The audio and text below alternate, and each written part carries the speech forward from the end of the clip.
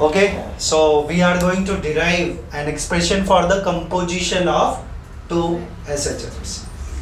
ठीक है, दो सिंपल हार्मोनिक मोशन के इक्वेशंस हम लोग लेने वाले हैं जिनके डिफरेंट एम्पलीट्यूड्स हैं एंड डिफरेंट फेज एंगल्स हैं. Whenever they will combine, what will be their resultant amplitude and resultant phase angles. Okay, so what we have to take, that is clear to everyone. So we will write about given information. So consider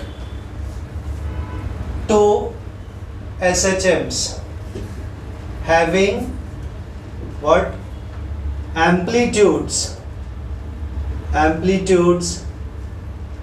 A1 and A2 and phase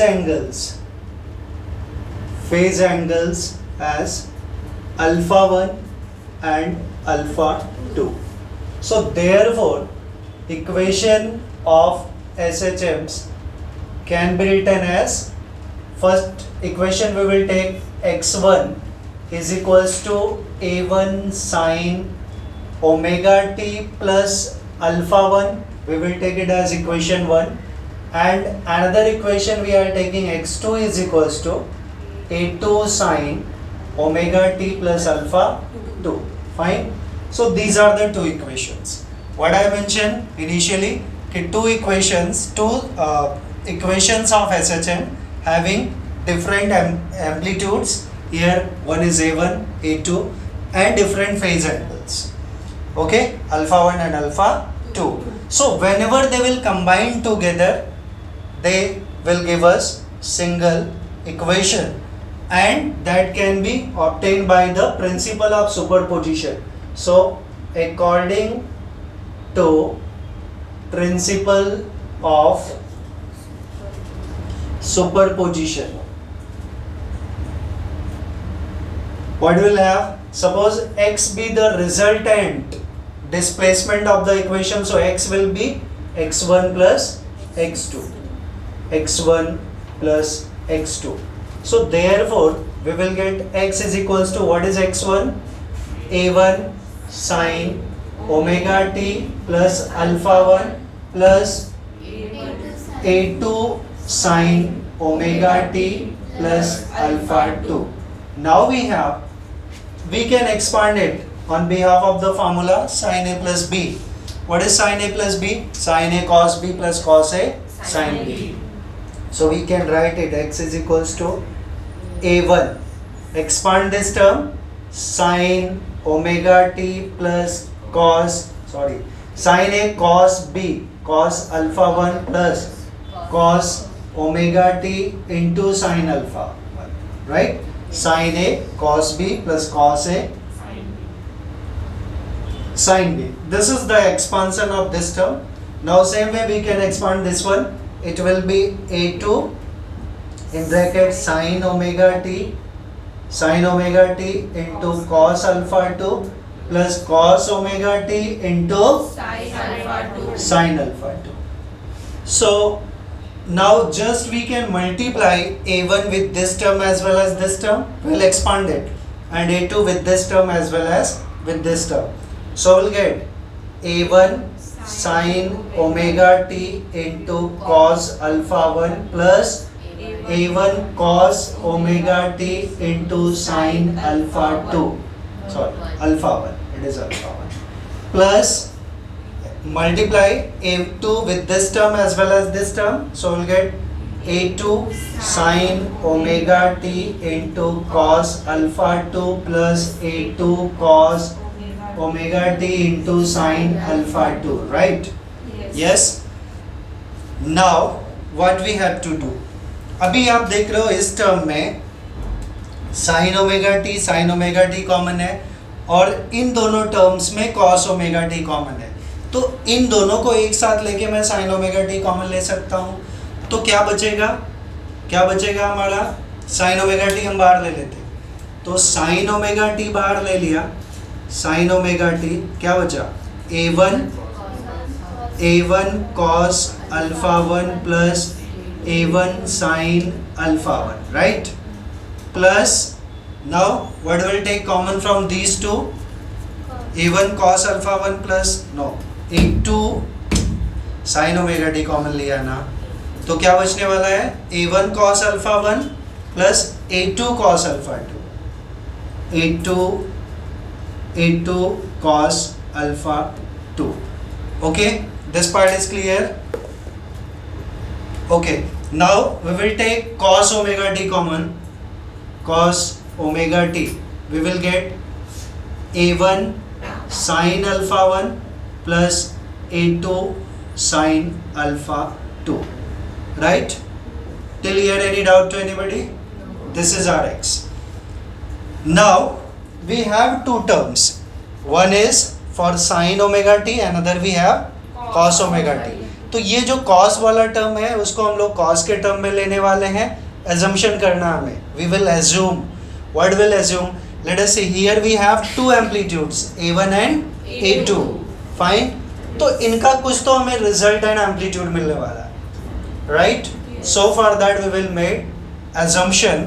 और हम लोग लेने वाले cos वाले को cos का term और sin वाले को sin का टर्म, ब्रैकेट वाला पार्ट. तो हम लोग यहाँ पे assumption करते हैं, let a1 cos alpha 1 plus a2 cos alpha 2 is equals to r cos delta. Listen, what I have written?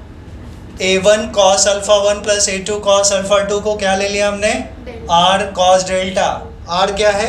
Resultant amplitude, and delta will be resultant phase angle, right?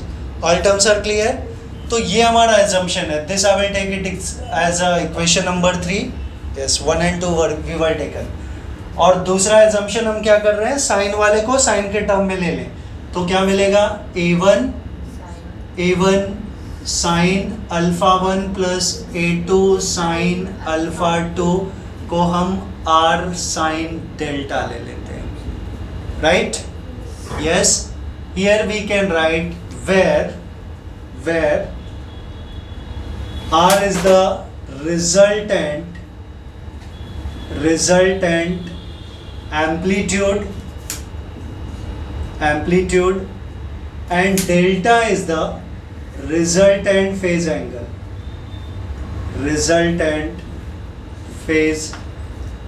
angle. Fine. Till here any doubt to anybody? No. हमने starting में क्या बोला था कि हमारे पास क्या है, ये दो इक्वेशंस हैं. तो सपोज अगर किसी क्वेश्चन में हमें इक्वेशन दिया है तो हमारे पास क्या है, a1 and a2 as the amplitudes, right? And alpha 1 and alpha 2 as the resultant phase angle. तो इन दोनों इक्वेशन जब भी कंबाइन होंगे तो आफ्टर कॉम्बिनेशन जो दोनों का रिजल्टेंट एम्पलीट्यूड मिलने वाला है वो क्या हमारा r है. ठीक है, वो r हमें कैलकुलेट करना है. And resultant phase angle which is delta, वो हमें कैलकुलेट करना है. ठीक है, तो अब मैं इस टर्म को क्या लिख सकता हूँ? Therefore x can be written as this one. अब इसमें जो एजम्पशन किया है उसको हम लोग लिखेंगे. तो ये पार्ट हमारा क्या है? Sine omega T. ये ब्रैकेट वाला पार्ट हमने क्या एज्यूम किया है? कॉस वाला, r cos डेल्टा. तो into r cos delta plus cos omega T into this bracket वाला पार्ट साइन वाला क्या हमने एज्यूम किया? r sin delta, right? So r sin delta. What is common? What is common in all? R. We will get sin omega t into cos delta plus cos omega t into sin delta. Right? Yes. What is this expression? Sin A cos B plus cos A sin B. Sin A cos B plus cos A sin B. क्या है ये? ये term क्या है हमारा? Sin A cos B plus cos A sin B. Sin A plus B, right? So this can be written as R sin omega t plus delta. Fine. This term we are getting. तो ये expression हमें क्या बताता है? हमने start कहाँ से किया था? Equation we were started with this one. x1 is equals to a1 sin omega t plus alpha 1 and x2 is equals to a2 sin omega t plus alpha 2. But इनका रिजल्टेंट जो हमें मिला after substituting all the values r क्या indicate करता है? Instead of a1 and a2 we have single term as r, इसलिए क्या लिखा r को हमने? Resultant amplitude. And instead of alpha 1 and alpha 2 what we have now? Delta. तो क्या हमारा कंबाइन या रिजल्टेंट फेज है. ठीक है. Now we have to derive an expression for the resultant amplitude. Resultant amplitude के लिए तो resultant amplitude we will find out. Resultant amplitude which is r. तो r हमारा किस टर्म में आना चाहिए? एम्पलीट्यूड्स हमारे क्या थे? a1 and a2 ना. तो resultant amplitude किस टर्म में आएगा हमारा? a1 a2 के टर्म में. राइट. यस. एंड वो पार्ट ऑलरेडी हमने यहाँ पे एज्यूम किया हुआ है इक्वेशन नंबर 3 एंड 4 में. यस. अभी इक्वेशन 3 और 4 को जरा ध्यान से आप लोग देखो. कुछ आपको लग रहा है कि अगर हमें r चाहिए तो क्या करना पड़ेगा? एक में साइन है एक में कॉस है ना. अगर हम स्क्वायर करके ऐड कर दे तो हमारा एक आइडेंटिटी मिल जाएगा. r square sine square delta plus R square cos square delta. अगर हमने आर स्क्वायर कॉमन ले लिया तो क्या बचने वाला है? Sine square delta plus cos square delta 1 ना. तो साइन कॉस आरएचएस से खत्म हो गया. हमें आर का टर्म इंडिपेंडेंट मिल जाएगा जो चाहिए in terms of a1 a2 and alpha 1 and alpha 2 because हमारे इक्वेशंस किस फॉर्म में? a1 a2 and alpha 1 and alpha 2. Understood. तो क्या करना है समझ में आ गया. तो for resultant amplitude what we'll do? Now squaring and adding what? Equation 3 and 4 we get what?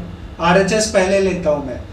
तो हमें मिलेगा r square sine square delta plus r square cos square delta. Right. ये पहले ले रहा हूँ. यहाँ लिख दो 4 and 3 चलेगा ना. यस. ठीक है.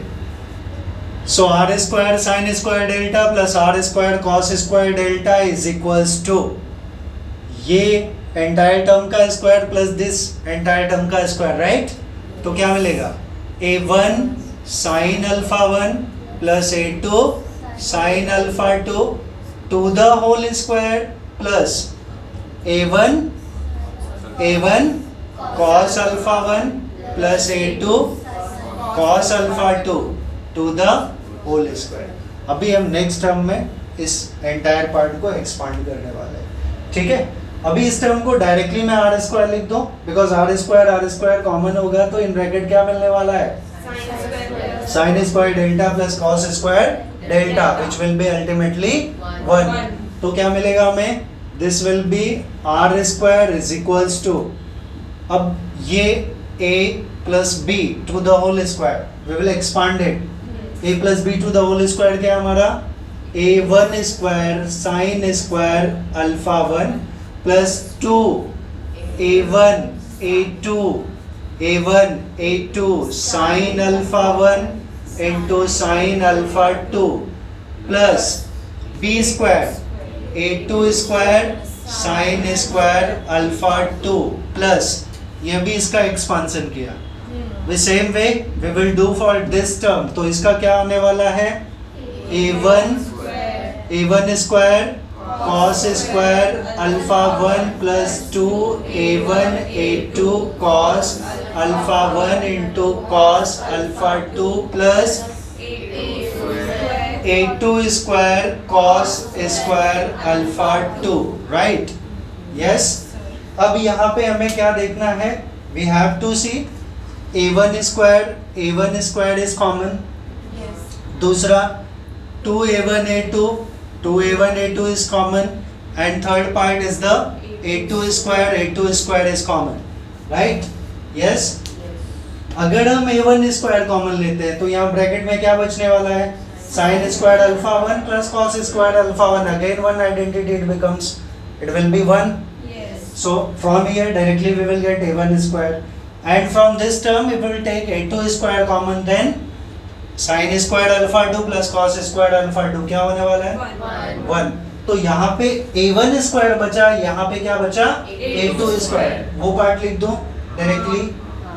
Okay, so will get a1 square plus a2 square, and what will be common from this one? Plus 2a1 a2 in bracket. ये पार्ट और ये पार्ट बचा ना, बीच में प्लस, तो sign alpha 1 into sine alpha 2 plus cos alpha 1 into cos alpha 2. Only that much is remaining, right? Yes. तो ये हमें एंटायर पार्ट मिल गया. अच्छा, अभी इसमें भी ट्रिग्नोमेट्री का यूज है. ये पार्ट जरा हम ध्यान से देखें. Sign A sine B plus cos A cos B, cos A cos B plus sign A sine B क्या होता है cos A minus B, right? Cos A minus B. अच्छा, अब मुझे एक डाउट है कि इसमें हम कॉस अल्फा 1 माइनस अल्फा 2 लिखें या कॉस अल्फा 2 माइनस अल्फा 1 लिखें? दोनों चलेगा. cos of 180 minus theta is the cos theta only ना, या cos of minus theta is the cos theta. अगर हम ऐसे लिखते cos a minus b, ठीक है, या what we can say, यहाँ पे हम लोग क्या ले रहे हैं cos a minus b ना, right? तो cos alpha 1 minus alpha 2, right? That will be minus of cos alpha 1 minus alpha 2, because cos of minus theta is the cos theta, right? Directly अगर मैं लिखूं तो cos of minus theta is simply cos theta. Fine? Yes. तो यहाँ theta का वही form है, हम चाहे अल्फा 1 माइनस अल्फा 2 कर दें या अल्फा 2 माइनस अल्फा 1 करें तो भी माइनस आ जाएगा, which will be ultimately same. तो कभी कभी आपको कंफ्यूजन होता है इसमें कि हमको लिखना क्या, दोनों चलेगा, ठीक है? So finally we will get r square is equals to a1 square plus a2 square plus 2a1 a2 cos, मैं फिलहाल अल्फा 1 माइनस अल्फा 2 लिख रहा हूँ, राइट? यस. तो what will be r? r will be root of a1 square plus a2 square plus 2a1 a2 cos alpha 1 minus alpha 2. This is the expression for the resultant amplitude. ये resultant amplitude हुआ. अब इसमें भी cases आ सकते हैं. If alpha 1 minus alpha 2 is equals to 0, मतलब अगर alpha 1 alpha 2 के बराबर हो जाए तभी तो alpha 1 minus alpha 2 will be 0 ना. तो cos 0 क्या होता है? cos 0 is 1. तो हमें क्या मिलेगा? r will be root of a1 square plus a2 square plus 2a1 a2, which will be a1 plus a2 to the whole square, right? Yes or no? Yes. तो एक expression हमें वो मिल सकता है कि r will be a1 plus a2 जब दोनों same phase में होंगे. एक्चुअली वी वांट टू से कि सपोज एक वेव हमारा ऐसा है, इसका इक्वेशन है x1 is equals to a sine omega t plus alpha 1 या alpha, because we are talking alpha 1 is equals to alpha 2, और दूसरा ऐसा है, इसका भी इक्वेशन सेम है, राइट? यस. इसका equation x2 is equals to a sine omega t plus alpha, क्योंकि हम सेम फेज की बात कर रहे हैं ना, हम सेम फेज की बात कर रहे हैं ना, alpha 1 is equals to alpha 2. तो उस केस में क्या होगा? जब हम इन दोनों को ऐड करेंगे तो इनका जो रिजल्टेंट हमें मिलेगा वो कैसा होगा? इनके एम्पलीट्यूड ऐड हो जाएंगे, बिकॉज फेज सेम है ना. यस और नो? तो ये हमें पता है कि ये हमें मिल जाएगा a1 प्लस a2, अगर ये a1 है और ये a2 है, मीन टू से अगर ये a1 है और ये a2 है, तो रिजल्टेंट हमें क्या मिला? a1 plus a2. The same thing we are getting over here. Yes. If alpha 1 is equals to alpha 2, तो alpha 1 minus alpha 2 will be 0 and cos 0 is 1. So it becomes a1 square plus a2 square plus 2a1 a2, which will be root of a1 plus a2 to the whole square and root will get cancelled.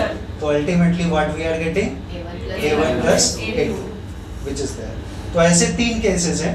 If alpha 1 minus alpha 2 is equals to 0 and if alpha 1 minus alpha 2 is equals to pi by 2. अगर cos 90 हुआ तो cos 90 क्या होता है? 0. तो entire term ये पूरा entire part 0 हो गया. तो हमें मिलेगा root of a1 square plus a2 square. और तीसरा if alpha 1 minus alpha 2 is equals to 180 तो cos 180 क्या होता है? -1. तो ये माइनस हो जाएगा ना. तो क्या मिलेगा? Root of a1 square plus a2 square minus 2a1 a2, right, which will be a1 minus a2 to the whole square. So ultimately we will get a1 minus a2. So these three possible cases are there. Okay.